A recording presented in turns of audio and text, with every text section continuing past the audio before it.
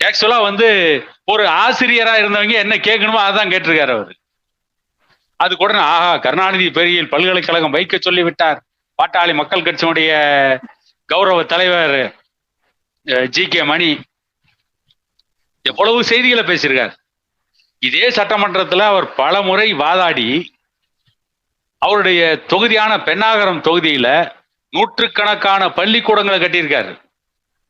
அரசு கிட்ட வாதாடி அரசு உயர்நிலைப்பள்ளி, துவக்கப்பள்ளி, இப்படி பல பள்ளிகள் அந்த பென்னாகரம் தொகுதியில மட்டுமல்ல, தருமபுரி மாவட்டம் பின்தங்கிய மாவட்டத்துல, அந்த மாவட்டத்தை பொறுத்த வரைக்கும் கல்வி கண் திறந்த காமராஜர் ஜி.கே. மணி தான்.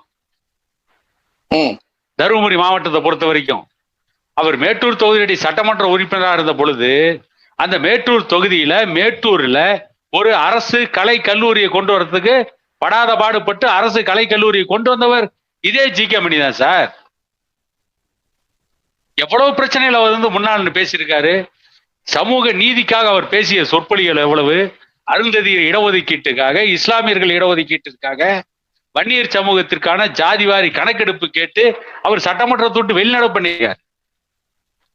ஒரே ஒரு விஷயத்தை மட்டும் ஊதி ஊதி போதகரமாக்குறாங்கன்னா அவங்களுடைய எண்ணம் என்ன?